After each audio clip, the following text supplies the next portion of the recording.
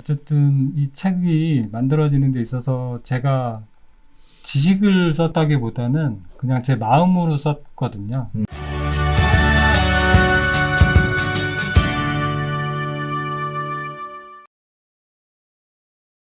네, 안녕하세요. 네이비TV 조용진입니다. 오늘은 특별한 분을 모시고 특별한 별별 인물 시간을 진행해 보도록 하겠는데요. 자존감 회복 프로젝트죠. 여기 보면 빨간색 책 나와 있습니다. 네, 저자 은재민 작가님을 모시고 이야기 진행해 보도록 하겠습니다. 반갑습니다. 네, 안녕하세요. 저자 은재민입니다. 제가 이번에 자존감 회복 프로젝트라는 책을 발행하게 됐고요. 저는 현재 대치동에서 이화 부동산을 하고 있습니다. 반갑습니다. 네, 네, 반갑습니다. 귀한 시간 내주셔서 감사합니다. 네. 일단은 자존감 회복 프로젝트, 자기 개발 분야 예. 50위 안으로 진입했다는 희소식이 있던데, 예. 많은 분들이 관심이 있으신가 봐요. 예, 독서지향 회원님들이 많이 도와주셨고, 네네. 네오비 회원님들도 많이 도와주신 걸로 제가 알고 있습니다. 아, 그래요? 네. 책이 좋으니까, 네. 제가 개인적으로, 후담입니다만, 이 책을 보고, 자존감이 많이 진짜 회복됐다라는 네. 얘기를 많이들 전해주시더라고요. 정말 반가운 소식입니다. 그러니까요. 그런 목적에서 쓰여진 책이 아닐까 싶고요. 네. 아무래도 자존감이 많이 떨어져 있는 분들이 읽어보시면 괜찮은 책일 것 같아요. 특히 뭔가 새로운 것을 준비하든지 또는 실패가 계속 반복돼서 힘든 과정을 겪고 계신 분들이라든지 또는 경력 단절 때문에 고통을 받고 있는 분들이라든지 이런 분들이 읽어보시면 괜찮은 책이지 않을까라고 네. 생각을 하는데 어떤 분들한테 권해드리고 싶으세요? 일단 제가 겪었듯이 많은 실패 속에서 지금 좌절감과 우울감을 가지신 분들이 요새 많은데 그런 분들한테 읽으면 가장 좋을 것 같고요. 그 다음에 그 외에도 일반적으로 지금 어느 분이나 다 실패는 있으시잖아요. 그래서 누구나 다 읽어도 이 책을 읽으면 정말 이렇게 좋은가 하는 그런 공감을 바로 끌어낼 수 있는 책이라고 생각합니다. 아, 그래요? 안 그래도 요새 코로나 시대 때문에 밖에 나가지 못해서 우울감에 휩싸였다 하시는 분도 굉장히 많은데 네. 그런 분들한테도 도움이 되는 책일 것 같아요. 예. 비단 공인중개사들을 위한 책은 아닌 거죠? 그럼요. 다 일반적인 책이고요. 제가 특히 공인중개사 하기 전에 자영업을 되게 오래 했거든요. 그래서 제 경험 자체가 공인중개업 하기 전에 자영업에 많이 실패했던 그런 경험을 가지고 책을 썼기 때문에 특히 일반적인 자영업자들한테 특히 더 많이 도움이 될 것 같고 그 외에도 어떤 실패라도 다 실패의 경험은 다 비슷하거든요. 그래서 누구에게라도 다 도움이 될 것 같습니다. 그래서 자기개발 분야 50위권으로 예. 진입한 것 같고 1등 탈환을 기대해 보도록 하겠습니다. 예. 네.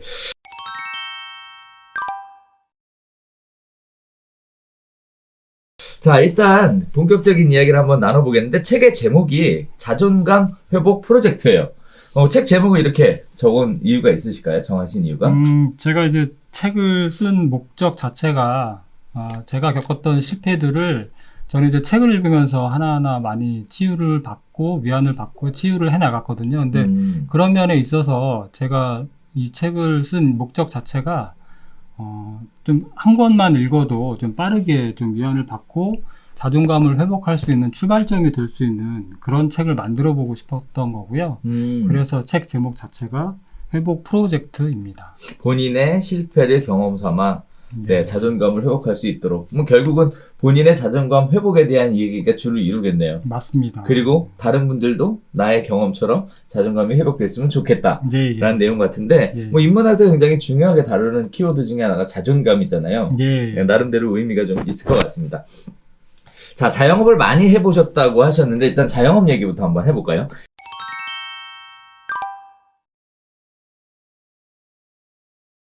자영업 백화점이라는 말이 있다고 하는데 처음 들어봐요. 네. 이 말이 굉장히 생소하실 거예요. 그러니까 제가 처음부터 목표로 했던 거는 이런 게 아니었지만 네네. 장사를 해나가다 보니까 업종이 되게 다양해졌죠. 그래서 총 제가 몸담았던 사업체가 현재 진행하고 있는 것까지 한 13개의 사업체가 됐고요. 종류별로 보면은 고시원도 있고 고깃집도 있었고 클럽도 있었고 게임방도 있었고 그래서 좀 다양하게 됐어요. 그래서 지인분 중에 한 분이 저한테 너 자영업으로 백화점 차릴 거냐 이런 식으로 말씀을 해주셔서 그 말이 생각보다 재밌네 책에 한번 넣어봐야 되겠다. 그래서 예, 이렇게 됐습니다. 아, 그래요? 그러면 이제 업종이 동시에 13개를 하신 거예요? 아니면 계속 바꿔가면서? 계속 바뀌었던 거고요. 그 중간에는 이제 동시에 같이 진행됐던 그런 사업체도 있긴 있었고요. 아, 그래요?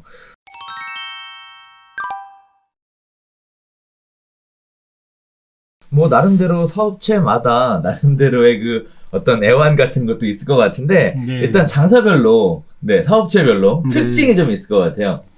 예, 제가 처음에 했던 사업은 이제 회사를 다니면서 게임방을 먼저 했었고요. 게임방 같은 경우는 이제 전형적인 시설 장사라고 보시면 돼요. 아, 그래요? 초기 창업 비용이 많이 들어가고, 이제 감가상각을 해 나가면서 그게 이제 수익이 되는 그런 사업인 거고요. 그다음에 이제 고시원 같은 경우는 시설 장사인 거는 비슷하긴 한데 시스템으로 만들 수 있는 사업이거든요. 그래서 청소를 하시는 분이나 이제 총무를 보시는 분 이런 분들을 시스템으로 만들면 내가 좀 시간을 많이 자유롭게 가져갈 수 있는 진짜 사업체에 가장 가까운 사업이 고시원이라고 보시면 될 것 같아요.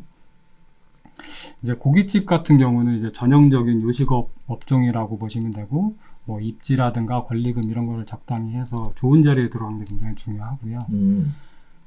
이제 또 제가 클럽을 또 했었는데, 네. 클럽에는 뭐 다른 장사도 마찬가지로 이제 손님이 최고의 인테리어다 이런 말이 있는데, 클럽은 특히 그런 게 더 심하고, 특히 클럽에는 이제 오바이트라는 말이 있어요. 아, 네. 이제 그게 뭐냐면, 네. 이제 오픈을 하고 있는데 손님이 이제 피크 타임이 되는데 손님이 없어요. 그러면 손님이 이렇게 빼꼼히 이렇게 왔다가 손님이 없는 거 보면은 재미가 없을 것 같으면 그렇죠, 손님이 그렇죠. 도망가 버리는 거예요. 그렇죠. 그게 이제 오바이트고 그런 거 방지하기 위해서 손님을 계속 꾸준히 관리하는 것도 중요하고 또 이제 특히 이쁜 아가씨 손님이라든가 또 이 잘생긴 이제 오빠 손님이라든가 그런 분들 관리하는 것도 굉장히 중요합니다. 그리고 이제 1인 매장 같은 이제 그렇게 이런 소형 매장 같은 경우는 겉에서 보기에는 되게 깔끔하고 편해 보이는데 안에 노동 강도는 굉장히 셀 수 있다는 거. 어떤 것들요? 노동 강도가 굉장히 강할 수 있다는 거를 그래요? 감안을 하셔야 되고 그리고 또 이제 곱창 같은 경우는 동네마다 그 동네 맛을 좌우하는 야채 곱창 가게들이 꼭 하나씩은 있어요. 뭐 있어요. 그래서 네. 내가 아무리 맛있게 해도 그 맛에 익숙해져 있는 거에 밀리기가 되게 쉽거든요. 그래서 그런 거를 되게 주의를 해야 되고 이제 장사를 처음 시작하시는 분들이 프랜차이즈를 많이 시작을 하는데 네. 프랜차이즈도 좋은 본사를 만나고 그렇게 하면 좋게 시작할 수 있고요. 더 유리한 점도 많이 있을 수 있어요. 근데 다만 좀 면밀하게 비교를 해보고 본사의 좀 본심을 좀 잘 알고 가셨으면 더 좋을 것 같아요. 아, 본사의 진심. 네. 자, 일단은 정리해보면 그러네요. 게임방 같은 경우에는 감가상각이 주를 이룬 사업이고, 네. 고시원은 시스템을 할 수 있는데 이제 사람 관리를 해야 되는 어려움이 있을 것 같고, 또 고깃집 같은 경우에는 입지에 대한 부분이 큰 영향을 미치게 될 것 같고요. 클럽 같은 경우에는 이제 고객 관리, 선남 선녀들 관리하는 부분들이 쉽지 않을 것 같고, 저는 개인적으로 아까 오바이트라 그래서 이게 지금 술 많이 드시면 맨날 청소하느라고 힘든 직업인가? 클럽은 청소도 힘들어요. 아, 그래요? 네, 그런 생각도 들었고요. 고로케 같은 사업은 일단 노동력이 굉장히 많이 요구가 되는 그런 사업이다. 겉보기와 다르다. 그런 말씀 주셨고. 그다음 곱창 같은 경우에는 익숙함과 싸워야 되는 이런 어려움을 또 가지고 있다. 이런 말씀을 하시면서 마지막으로 프랜차이즈 나쁘지 않다. 이렇게 말씀 주셨는데 뭐 프랜차이즈를 고르는 기준 뭐 이런 거 있나요? 프랜차이즈를 고르는 기준은 비교를 해볼 수 있는 게 여러 가지가 있어요. 처음에 이제 가맹 조건들이 있거든요. 이제 그 가입비, 일단 교육비 그런 것들이 따로 있고요. 그 다음에 또 이제 인테리어비, 거기 이제 프랜차이즈 본사의 가장 큰 수익원이 인테리어고, 그리고 이제 그 다음에 이제 창업 이후에는 재료비, 납품비가 있어요. 근데 이 재료 납품이 이제 본사 물건을 무조건 쓰게 거의 다 돼 있고요. 그게 이제 실제로 시장에서 내가 사오는 사입비와 얼마나 차이가 나느냐 그런 것들을 좀 비교해 보시면 어느 정도 이 본사가 좀 가맹점을 위하는 데인지 아닌지 대략 감을 잡을 수는 있을 것 같아요. 안 그래도 저도 얼마 전에 이 근처에서 프랜차이즈 사업하시는 분인데 크게 현수막이 붙은 걸 봤어요. 네. 그게 뭐냐면 그 소스를 제공을 했는데 소스를 손님들한테 많이 주고 싶어서 퍼줬나 봐요. 네. 그랬더니 이제 그 소스 가지고 뭐 본사의 규정을 어겼다. 아, 그래서 가맹을 해지한다. 그쵸. 통보를 일방적으로 받고 그 눈물에 그 현수막이 붙어 있더라고요. 그런 거 보면서 이거 프랜차이즈 이거 장난이 아니구나. 그럼요. 이런 생각이 들었는데 아무래도 이제 처음 사업을 해보려고 장사해 보시려고 하시는 분들은 프랜차이즈 쪽으로 관심들이 많으시잖아요. 그렇죠. 그럼에도 불구하고 이런 문제들 때문에 선택이 굉장히 쉽지 않겠네요. 맞아요. 네. 정말 중요한 일이고 잘 보셔야 됩니다.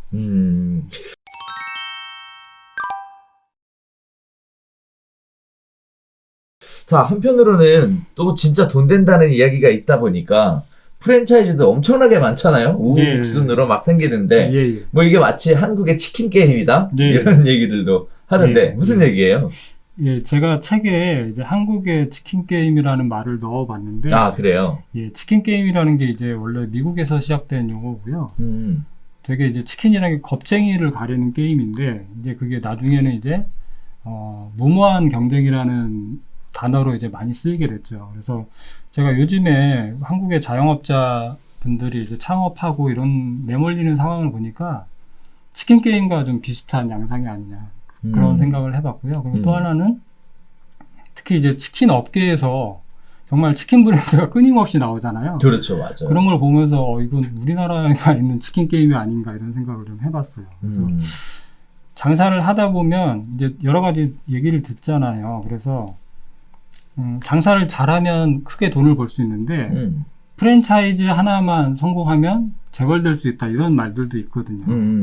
그래서 자기가 한두 개 장사를 해보고 프랜차이즈를 만드는 경우가 왕왕 있어요. 네네. 근데 그런 경우를 이제 프랜차이즈를 만들어서 자영업자분들 이제 설명회 같은 거 하고 이제 이렇게 북돋으시는 거죠. 그래서 자영업을 빨리 시작할 수 있도록 만드는데 되게 그런데 가면은 이제 그 사업본부장 이런 분들이 가맹본부장님들이 인상이 또 엄청 좋고 말씀을 또 되게 잘하세요. 그래요. 그럼 이제 처음 영업을 시작하시는 분들은 이제 금방 이제 솔깃해서 시작을 하게 되죠. 그래서 이제 그런 측면에서 이제 경쟁에 쉽게 내몰린다. 이런 성격이 좀 있는 것 같고요.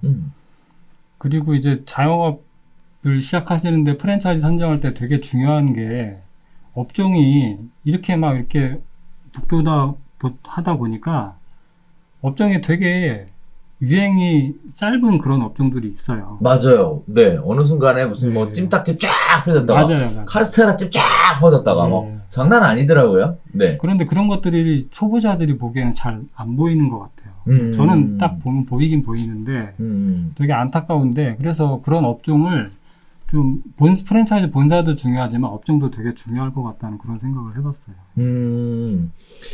자, 그래서 사업으로 프랜차이즈를 준비하시는 분들이 뭐 지켜보셔야 될 부분들이 굉장히 많은 것 같습니다. 뭐 가맹비라든지 인테리어, 교육비, 식재비, 그 다음에 뭐 유행에 대한 부분들, 그리고 얼마나 지속되는지 이런 부분들 굉장히 까다로운데 참 이게 뭐 하나 쉬운 게 하나도 없는 것 같아요. 네, 맞습니다. 네네.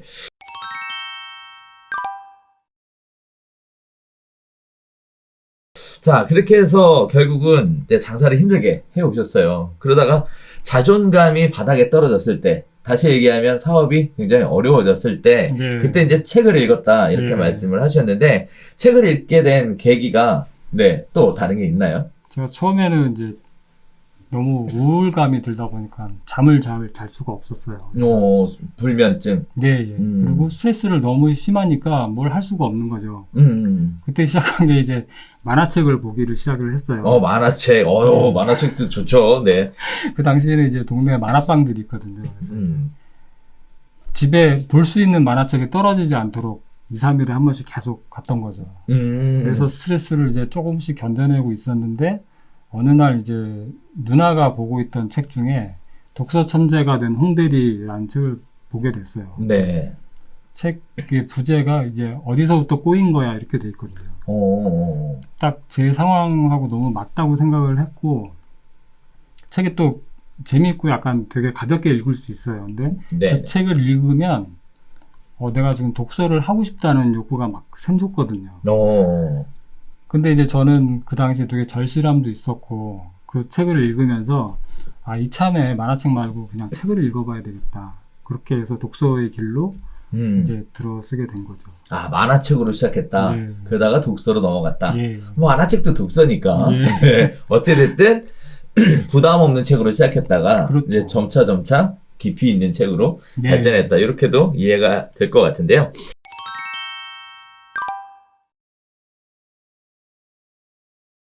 주로 어떤 책 많이 보셨어요? 처음에는 이제 제가 책에 대해서 전혀 몰랐으니까 네네. 그 홍대리 책에 이제 추천 도서가 있었어요. 그 책 뒤에. 네. 네. 그 책에 이제 추천 도서를 이제 사진 찍어서 조그만 종이로 이제 갖고 다니면서 도서관에서 빌려서 봤고요. 처음에는 이제 어떻게 해서든 장사를 다시 살려야 되니까 장사에 도움이 되는 마케팅 책도 많이 읽었고 또 내 스트레스를 줄일 수 있는 그런 에세이나 따뜻한 책들을 많이 읽었던 것 같아요. 그 당시에 읽었던 책들이 지선아 사랑해 이런 책 읽었고 또 뭐 그러니까 당신도 살아 이런 책도 위안을 많이 받았고요.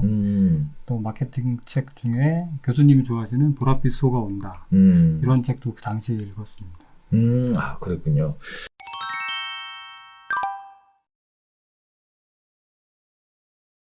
자, 그렇게 독서를 시작을 했더니 실제 장사에 좀 도움이 되고 거기에 따라서 어떤 마음의 힐링, 치유 이런 것도 얻을 수 있었어요?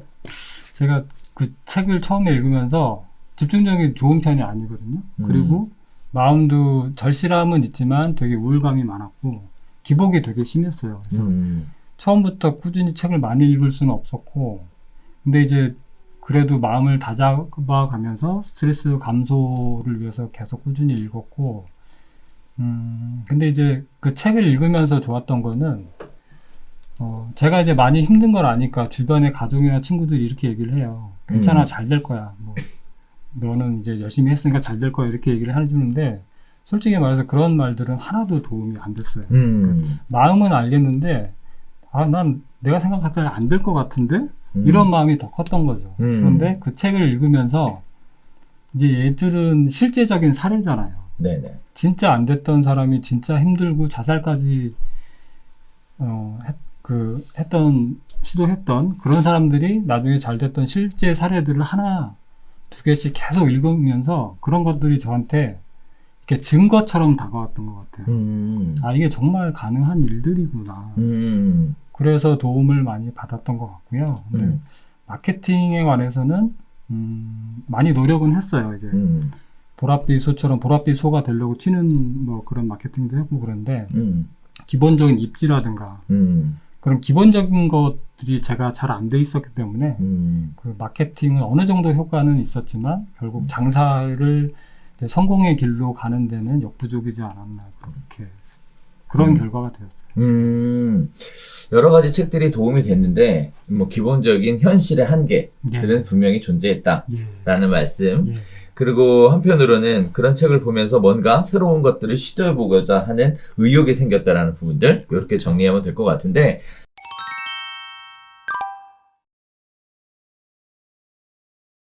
책들을 이렇게 많이 보시면서 후회되는 부분도 있지 않았을까 싶은데요. 그 당시에 제가 이제 독서는 열심히 했지만 돈이 없었잖아요. 그렇죠. 책을 제가 사서 볼 수가 없었어요. 그리고 이제 그 책은 사서야 봐야 된다는 말을 듣기는 했는데 그건 출판사에서 그냥 책 팔려고 하는 얘기인 줄 알았어요. 그래서 이제 도서관에 가서 저희 가족이 이제 3명인데 3명 이름으로 한 사람이 3권씩 빌릴 수 있고요. 네네. 9권씩 빌려서 9권 빌리면은 한 달 정도 뭐 그런 식으로 계속 빌리고 도서관에서 1년에 한 120권, 130권을 1년에 그렇게 빌려서 봤던 것 같아요. 오, 엄청 보셨네요. 네. 왜냐면 장사가 안 되니까 할 일이 없잖아요. 그렇게 많이 봤는데 지금 돌이켜보면 기억에 남는 내용들이 많지 않았고 특히 제목은 뭐 몇 개 없었고 그래서 그런 것들이 돌이켜보니까 너무 안타까운 거예요. 그래서 나중에 내가 진짜 독서를 많이 해보니까 책을 안 사서 본 게 너무 아깝더라고요. 그래서 그런 거는 많이 후회가 되고 있어요. 강렬한 임팩트네요. 책은 사서 봐야 된다. 예, 예. 출판사에서 나오셔서 그런 얘기 하시는 거 아니고요? 아닙니다. 아니었어요? 나 좋습니다.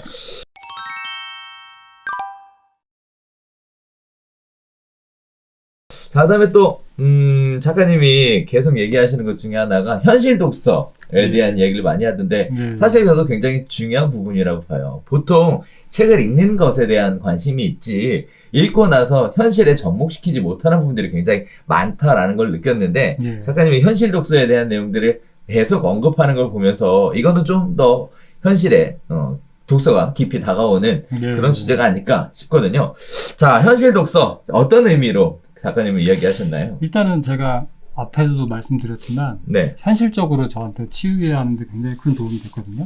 현실적으로 도움이 됐다는 거는 이 책들의 내용이 구체적인 내용이기 때문에 저한테 직접적으로 현실적으로 가장 빠르게 치유하는 데 도움이 됐다. 그런 내용을 말씀드리고 싶고요. 또 한 가지는 저는 이제 장사를 하면서 책을 읽었잖아요. 그래서 돈을 버는 생활인으로서 현실적으로 할 수 있는 독서의 방법들이라 그렇게 제시를 제가 하고 싶었던 거고요. 또 한 가지는 이제 독서가 습관이 중요하다고 얘기를 많이 하는데 독서를 이제 습관으로 만들 수 있는 가장 빠른 현실적인 방법들이다. 그래서 저는 제가 경험을 해봤기 때문에 그런 측면에서 이것들을 모아서 19가지 정도 팁으로 제시를 하고 있습니다. 아, 그렇군요.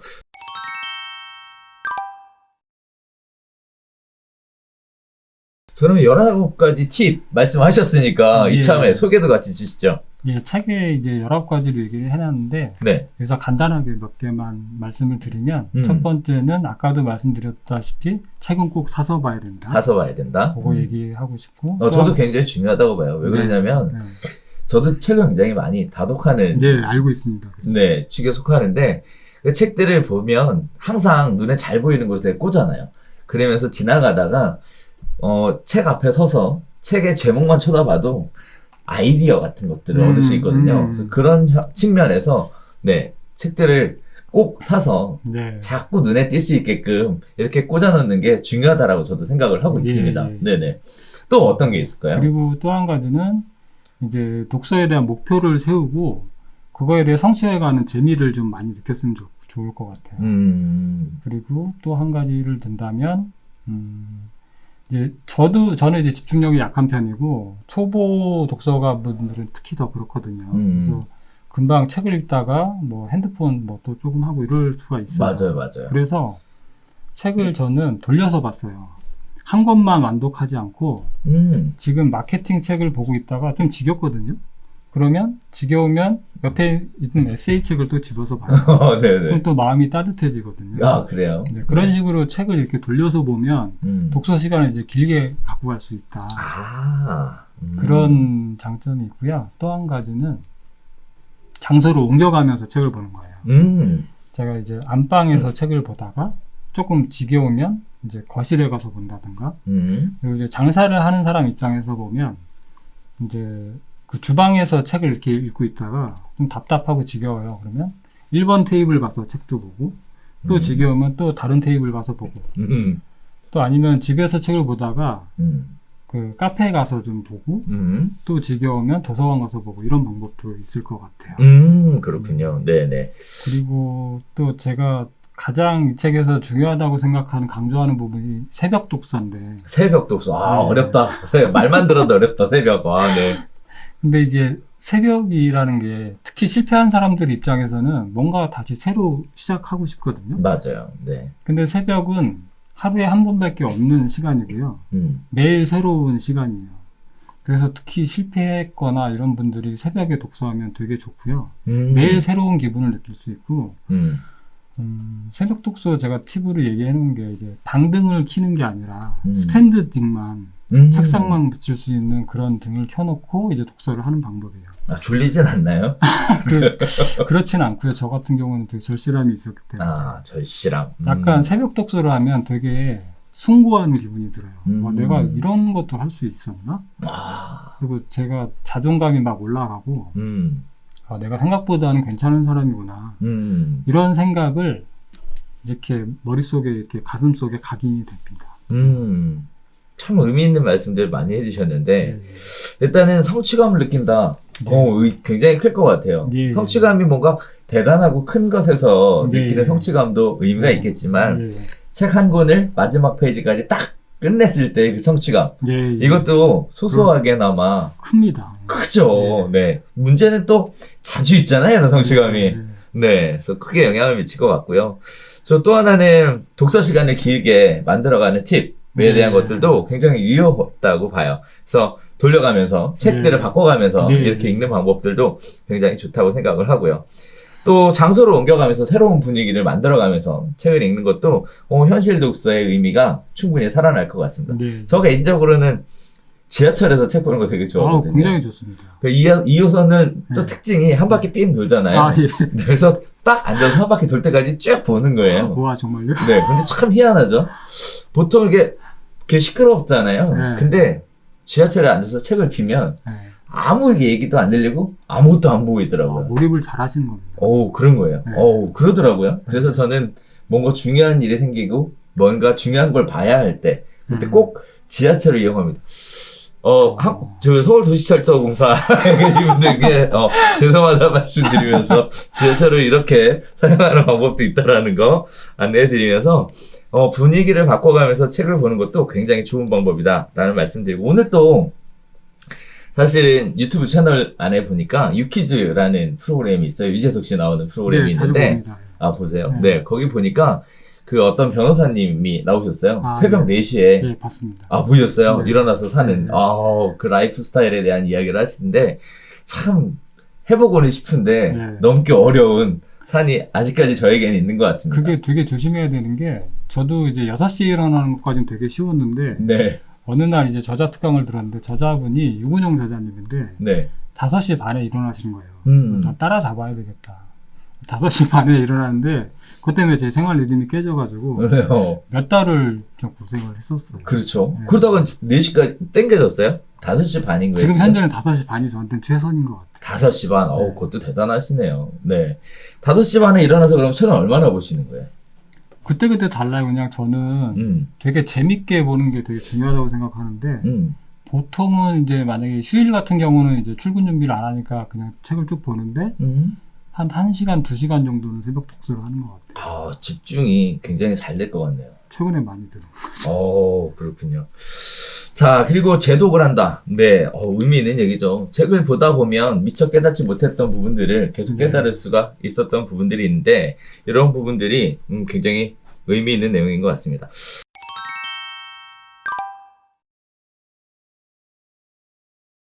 자, 그런데 문제는 가장 큰 어려운 건 이러한 현실 독서가 결국 내 몸에 자연스럽게 습관화시키는 것이 가장 어려울 것 같아요. 네. 항상 작심삼일이라고 하잖아요. 네. 이런 식의 생각들을 가지고 있었음에도 불구하고 이제 곧 2021년도 네. 새해가 생기면 돌아오면 네. 가장 많은 분들이 새해 결심으로 하시는 것들이 이런 거잖아요. 뭐 다이어트를 하겠다, 뭐 책을 보겠다, 뭐 이런 얘기들 많이 하시는데 잘 지켜지지 않죠.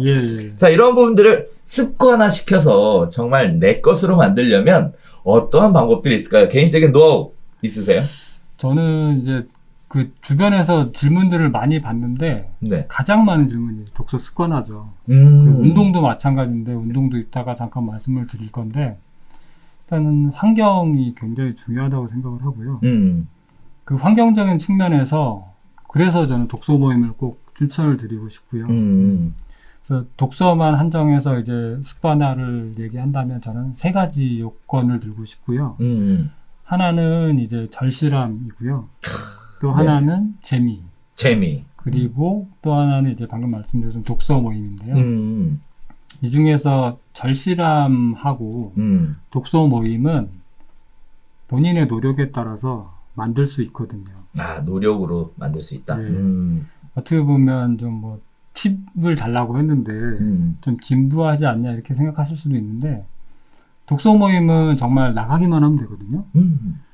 너무 쉬운 방법이고 너무 좋은 환경인데 많은 분들이 안 하셔서 되게 안타깝고 그다음에 실패를 겪으신 분들이라면 이 실패가 내가 그냥 흘려보내기엔 너무 아깝잖아요.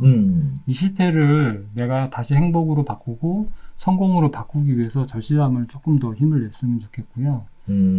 재미는 사실은 이제 습관화가 먼저 올 수도 있고 재미가 먼저 올 수도 있어요. 순서는 조금 다를 수 있는데 재미까지만 가면은 정말 습관은 자동이거든요. 그래서 내 절실함을 살려서 이게 재미까지 좀 갈 수 있도록 조금만 더 힘을 좀 내셨으면 좋을 것 같아요. 네. 어렵다. 하지만 충분히 가능할 것이라 봅니다. 일단은 아까 말씀드렸던 현실 독서의 성취감 같은 부분들도 재미를 만드는 데 중요한 요소일 것 같고요. 그리고 또 하나는 책에서 배운 것들을 현장에 접목시키고 그러한 부분들이 삶의 변화로 갈 때, 뭐 작가님 얘기하셨던 대로 실패를 그냥 두면 실패가 되는데 이것을 성공으로 바꾸는 네, 그러한 재미 또 있을 것 같아요. 네, 이런 것들이 느껴지게 될 것 같은데 이렇게 재미가 만들어지면 이게 자연스럽게 습관으로 가는데 큰 도움이 될 수 있을 것 같습니다.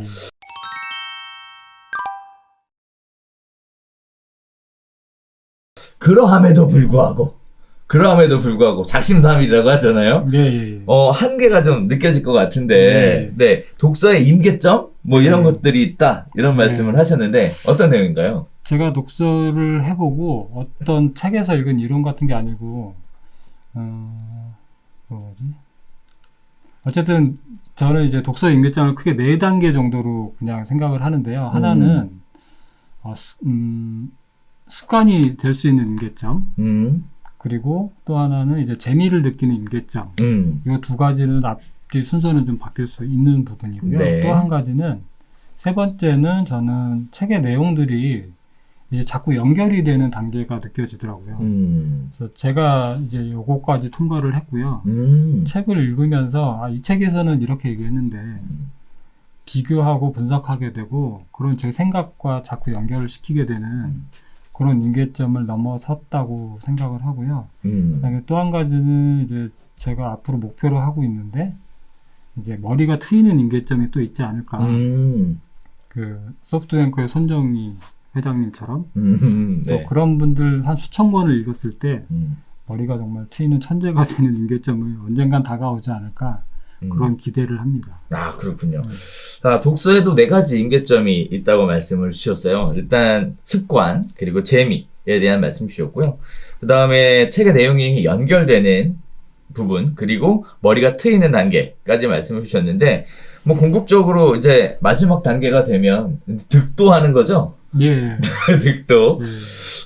한편으로 보면 옛날에 철학자들이 수학도 했고요, 물리도 했고요, 다 병행을 할 수 있었던 이유가 결국은 이치를 깨닫는 문리에 있었다라는 말씀도 참 많이들 하시던데, 작가님도 이제 그 단계에 초입이지 않을까 라는 생각도 아직 멀었죠. 하게 됩니다.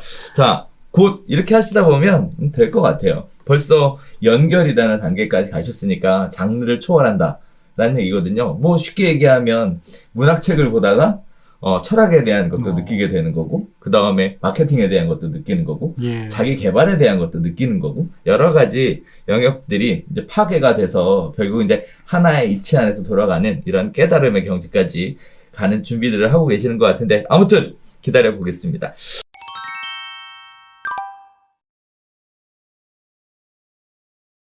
자, 또 독서의 임계점을 넘을 수 있는 좋은 팁들이 있다라고 말씀을 주셨는데, 네, 어떤 것들이에요? 아까도 말씀을 드렸지만 정말 새벽 독서가 너무 좋거든요. 새벽 독서 굉장히 강조하시네요. 강조를 할 수밖에 없는 게 그만큼 의미 있다는 얘기죠. 제가 주말을 기다리는 가장 큰 이유 중에 하나는 새벽 독서를 길게 할 수 있거든요. 그래서 너무 행복한 시간이고, 그래서 제가 해보니까 독서의 재미를 빨리 느끼고 싶으면 정말 새벽 독서를 해보면 그만큼 좋은 방법이 없다고 생각하고요. 이렇게 새벽 시간을 자기만의 시간으로 또 독서로 시간으로 이렇게 채울 수 있게 약간 몰입의 재미를 느낄 수 있으면 독서의 재미는 금방 느낄 수 있지 않을까 그런 생각을 해봤습니다. 근데 이제 일반인들이 보면 좀 의아한 부분도 있을 것 같아요. 어떤 부분이냐면 새벽에 이렇게 5시 반에 일어나려면 일찍 자야 되잖아요. 사람도 만나야 되고 뭐 술도 먹어야 되고 뭐 이런 일들이 있는데 이게 어떻게 습관이 될 때까지 지속할 수 있을까? 라는 얘기들을 많이 하시더라고요. 이제 이분들한테는 그게 가장 현실적으로 뛰어넘기 어려운 벽일 것 같아요. 맞아요. 네. 어떻게 관리하세요? 저 같은 경우는 사람을 만나도 좀 일찍 만나고 일찍 헤어지는 편이고요. 아, 만나는 게 아니라 예. 만나고 나서 일찍 헤어진다. 예. 그리고 저는 사실은 술을 먹을 때도 오래 먹는 것보다 네. 빨리 먹고 빨리 취하는 것도 또 좋아하는 편이기도 하고 그렇군요. 네. 그런 거는 어떻게 자작을 보면, 좋아하신다고. 예, 제가 유리한 측면일 수도 있을 것 같은데 어쨌든 일찍 자요. 예. 그 늦어도 뭐 한 11시 반, 12시에는 자는 것 같고요. 그래서 저는 사실은 낮잠 자는 습관이 좀 있어요. 그래서 늦게 술을 먹고 약간 늦게 자더라도 일단 일찍은 일어나요. 일찍 일어나고 생활을 하고 낮잠을 좀 뭐 1시간 정도 잔다든가 보통은 뭐 한 20-30분밖에 안 자거든요. 뭐 그런 식으로 저는 그러니까 이게 일어나는 시간과 이런 것들이 바뀌면 되게 피곤하더라고요. 그래서 일어나는 시간은 항상 똑같게 주말도 저는 그런 방법을 쓰고 있습니다. 아, 그렇구나. 네. 이게 나이가 들면 새벽잠이 없다던데, 혹시? 네.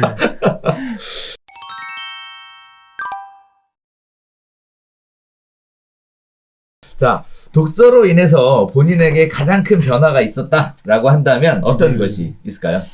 일단은 뭐 좀 반복해서 말씀드려서 지루하시겠지만 약간 치유의 힘이 있었다. 네. 그건 이제 기본적으로 짚고 넘어가고요. 또 한 가지는 제 인생에 있어서 가치관이 많이 바뀌었던 것 같아요. 그 전에는 이제 되게 물질이라든가 이런 것들을 중요하게 많이 생각을 했었는데 책을 읽으면서 정말 시간이라는 거의 소중함에 대해서 엄청 크게 느끼고 있고요.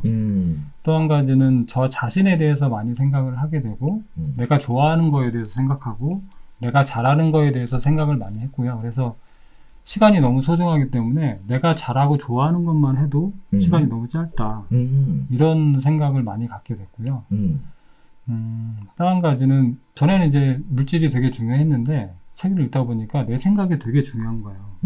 그래서 내 생각 여하에 따라서 내가 생각을 하고 창의적인 생각을 하면 할수록 내가 나를 바꿀 수 있고 더 나아가서 세상도 바꿀 수 있다. 이런 가치관까지 가지게 된 것 같고요. 또 이제 책을 읽으면 보통은 지식을 많이 쌓는다고 말씀들을 하시잖아요.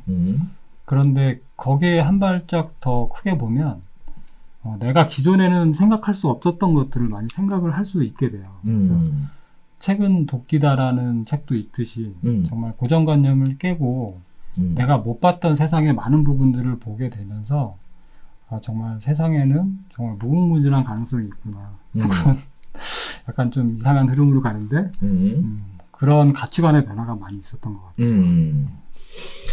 자, 그래서 뭐 여러 가지들을 하고 계신데 그래서 결국 책도 나왔겠죠. 자기 관리가 굉장히 잘 되니까 결국은 책을 출판하는 데까지 이르지 않았을까라고 생각이 되는데요. 많은 분들이 책을 한번 써보고 싶다. 특히 우리 느우비 독서지향에 있는 분들이 로망 중에 하나가 이제는 내 책을 하나 낼 때도 되지 않았냐 라는 생각으로 많은 분들이 도전하고 계시죠. 사실 저자도 많이 나왔잖아요. 그렇죠. 네.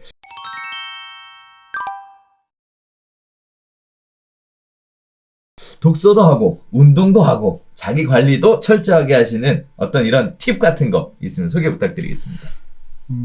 제가 이렇게 자기 관리라기보다는 저는 되게 재밌어서 하는 거고요. 근데 이제 시간이 되게 아깝고 시간을 어쨌든 잘 활용을 해야 되기 때문에 저는 책을 읽을 때 환경을 잘 만들어놔서 내가 마음먹으면 바로 독서할 수 있게 그런 환경이 세팅이 돼 있고요. 예를 들면 새벽 독서를 하는 데 있어서 처음에 이제 스탠드 불 딱 켜고 책상에 앉으면 약간 적막하고 좀 그렇거든요. 그렇죠.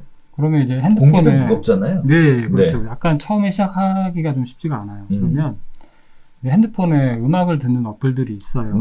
책에는 나오는데 그런 것들을 틀어놓고 이제 책상에 제가 스피커가 있고 스피커 이제 줄만 딱 있어요. 그래서 핸드폰 바로 딱 꼽아서 음악 바로 틀 수 있게 그렇게 하고 또 이제 짜투리 시간을 활용을 잘해요. 그래서 이제 교수님이 아까 이제 전철에서 말씀하셨지만 저도 이제 가면서 짧은 시간에 집중 되게 잘 되거든요. 저는 집중을 길게 못해요.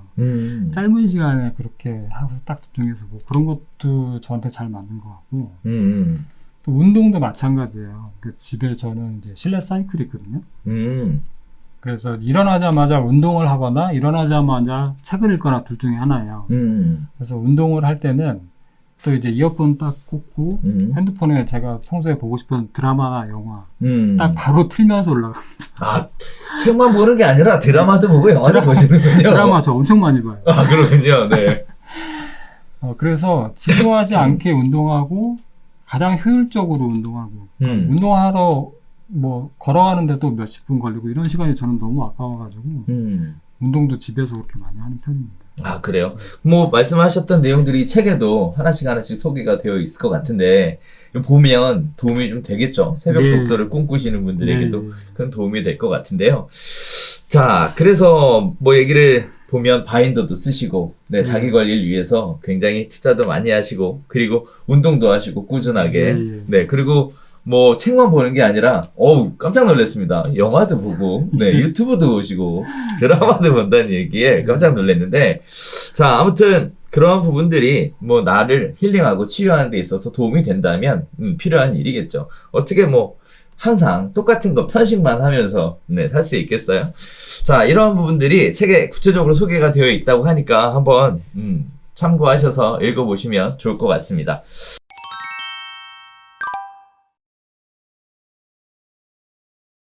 자, 무엇보다도 책을 읽으시는 습관, 재미를 느끼는 데 있어서 독서 모임이 큰 도움이 되었다. 이런 말씀을 하셨는데, 독서 모임이 가지는 대표님만의 가치, 이런 것들이 있으실까요? 정말, 독서 모임을 통해서 받은 것들이 너무 많아서, 일일이 설명하기 어렵지만, 그래도 몇 가지를 뽑아 본다면, 일단 제가 독서를 처음 시작할 때는 되게 외로웠죠. 장사하는 것도 외롭고, 쟤는 장사도 안 되는데 뭔 책을 읽냐? 이런 시선도 있었어요. 근데 제가 독서 모임을 딱 오니까 책을 읽는 분들이 모이신 공간이다 보니까 책을 읽는다는 게 뭐 저만 하는 특이한 취미가 아니었던 거죠. 그런 것들이 저는 너무 좋았고 그래서 이제 그 따뜻한 동료 의식을 많이 느꼈고 또 하나는 뭐 이제 저는 이제 처음에 책을 읽을 때 좋은 책 선정하는데도 시간이 많이 쓰였던 것 같아요. 이 책을 읽으면 다음 책은 뭐 읽지? 뭐 이제 추천 도서도 찾아보고 이랬는데 그런 책들을 보면 좀 실망하는 경우도 많이 왕왕 있었어요. 맞아요. 그 추천 도서 관련돼서 진짜 하고 싶은 얘기가 많은데 좋다고 얘기했는데 막상 보면 도대체 무슨 책을 이렇게 썼나라고 싶은 내용도 참 많거든요. 네네. 그럼 독서 모임에서 그런 책을 추천을 받으시는군요. 네. 너무 좋은 책만 다 선정해 주시고 또 이제 중개업을 하다 보니까 부동산 관련 책이라든가 뭐 이렇게 실제 업무에 도움이 되는 책들도 추천을 많이 해주시고 그런 것도 좋고 또 이제 또 네오비 식구들이 많이 모여 있어서도 좋지만 그 중에서도 더 좋은 분들이 또 더 많이 계신 것 같아요. 그래서 항상 이렇게 따뜻한 분위기에서 가면 외롭지 않게 이 업을 나만 혼자 하는 거 아니고 책을 나 혼자 읽는 것도 아니고 정말 따뜻한 분위기에서 일도 하고 책도 같이 읽을 수 있는 그런 공간인 것 같아요. 그게 보통 이제 우리가 어릴 때는 자기의 취미 또는 뭐 자기가 빠져있는 그런 부분들에 대해 공감할 수 있는 이런 부분들 가지고 이야기들을 많이 하고 교류도 하고 소통도 하는데 어른이 되어가면서 사실은 많은 부분 꿈이나 희망 같은 거 이런 거 내려놓고 현실에 치여서 살다 보니까 그러한 동심으로 더하기가 굉장히 어려운 것 같아요. 반면에 독서라는 매개체가 확실하게 정해져 있고 독서가 가지고 있는 의미에 대해서 진중하게 생각하시는 분들이 독서라는 것을 가지고 이야기를 나누신다라는 것 자체는 진짜 굉장히 의미 있을 것 같습니다. 네, 맞아요. 네네. 거기다 또 외롭지 않다. 나 혼자 이렇게 하는 것이 아니라 같은 목적과 같은 방향을 바라보고 함께 길을 걸어가는 사람이 있다라는 것도 큰 의미가 될 것 같습니다. 맞습니다.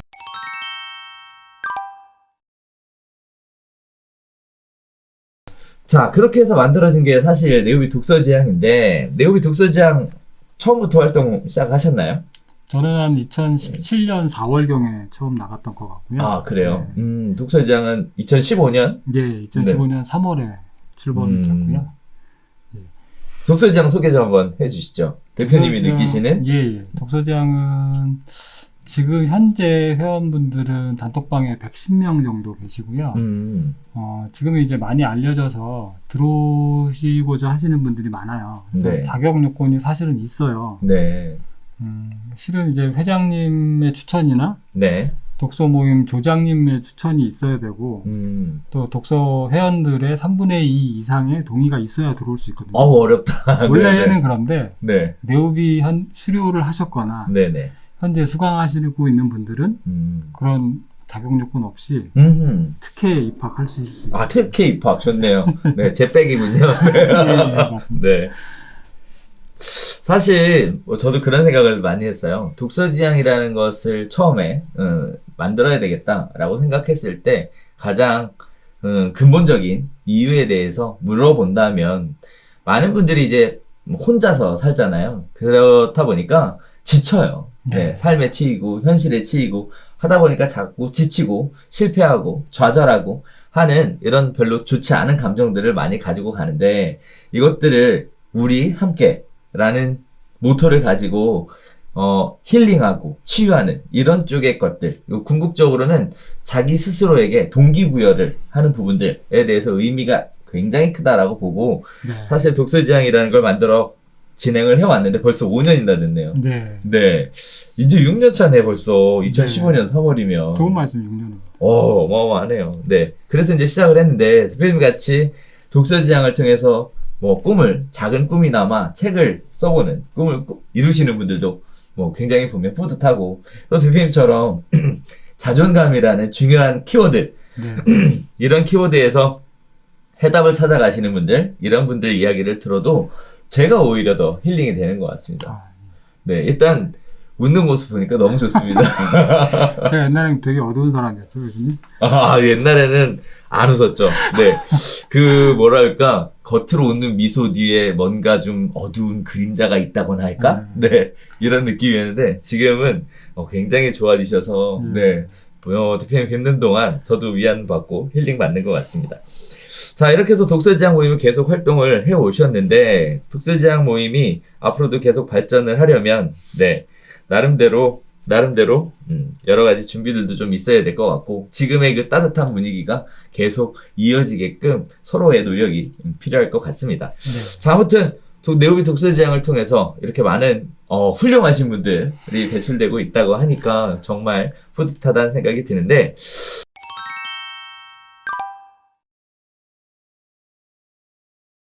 자, 이번에 또 책을 이렇게 내셨잖아요. 네. 그 책과 관련돼서 특별한 선물? 네. 뭐 이런 것들을 준비하셨다. 이런 네. 얘기를 하시던데. 제가 지금 이 책을 쓰면서 네. 사실은 무명이고 초보 작가가 네네. 뭐 얼마나 성공을 거두겠어요. 큰 기대 안 하고 저는 이제 썼는데 다만 이제 좌절 겪고 계신 분들의 도움을 드리려고 썼는데 독서지향 회원님들이 너무 많이 도움을 주셨어요. 그래서 얼결에 제가 자기개발 분야 50위권까지 진입을 했고요.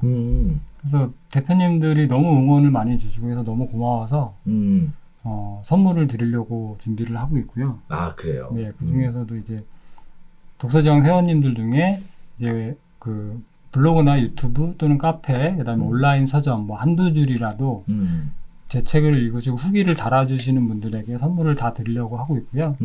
또 이제 우리 네오비 식구분들도 너무 많이 도와주셔서 네오비 회원분들도 전부 다 후기를 달아주시는 분께 선물을 드리려고 준비하고 있습니다. 아, 그렇군요.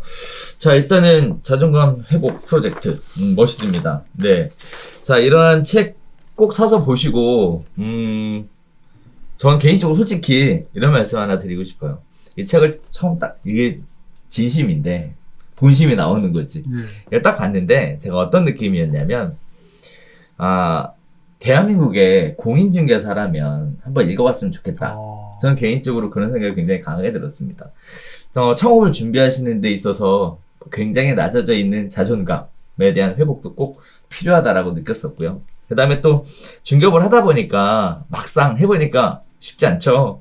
제가 이런 부분들 때문에 또 사람한테 치여서 힘들어 하시는 분들, 그런 분들이 또 이 책을 통해서 뭔가 위안도 받고 위로도 받는 이런 기회가 됐으면 좋겠다라고 생각을 해서 사실은 공인중개사라면 꼭 이 책을 한번 읽어봤으면 좋겠다라고 기본적으로 생각을 했고요. 더 나아가서는 본인만 읽으면 또 그것도 영향력이 거기서 멈춰요. 네. 항상 함께 간다는 의미가 굉장히 크거든요.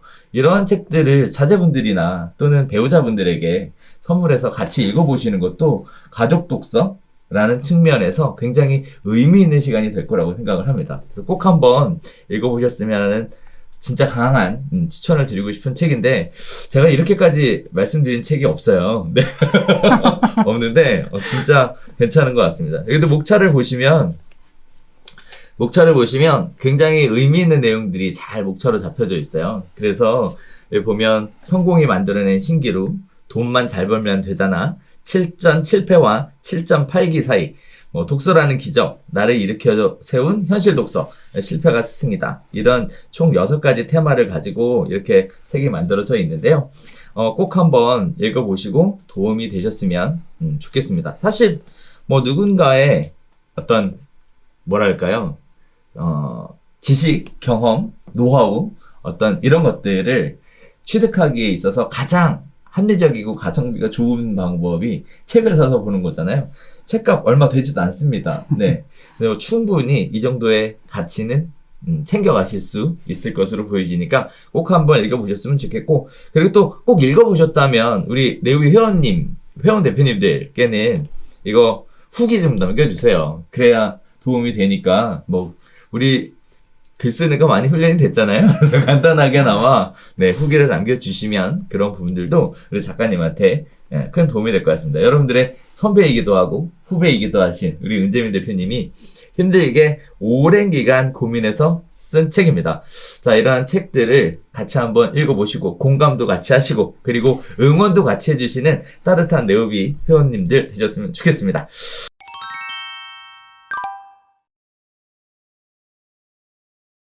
자, 끝으로 한 말씀 부탁드리겠습니다. 제가 독서지향에 들어온 지 이제 3년? 만 3년 지났고 이제 4년이 돼가고 있고요. 네.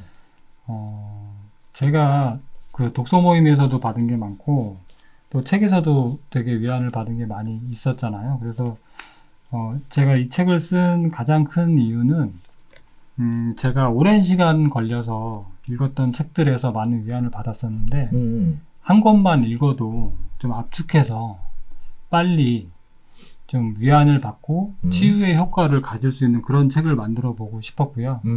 그래서 이제 에세이 형태로 만들려고 했는데 이제 결론은 이제 에세이인데 어떻게 보니까 이제 온라인 서점에서 자기계발 순위에 올라가 있는데 어쨌든 이 책이 만들어지는 데 있어서 제가 지식을 썼다기보다는 그냥 제 마음으로 썼거든요. 제 경험을 최대한 잘 이해시켜드리고 또 치유의 과정들을 하나씩 좀 쉽게 이해할 수 있게 좀 열심히 썼고요. 그래서 이 책 한 권만 읽어도 좀 이럴 수도 있구나. 그리고 공감하고 또 치유를 받고 또 이제 뒷부분에 이제 독서에 관한 부분에 있어서는 나도 빨리 책 읽고 싶다. 이런 마음이 들었으면은 저는 참 더 이상 바랄 게 없을 것 같아요. 그래서 오늘 이렇게 초대해 주셔서 너무 감사하고 또 이런 마음이 이 기회를 통해서도 또 한번 전달이 됐으면 좋겠습니다. 그렇군요. 자, 오늘 자존감 회복 프로젝트 저자 은재민 작가님을 모시고 쭉 이야기를 나눠봤는데 오늘 따뜻한 시간이었습니다.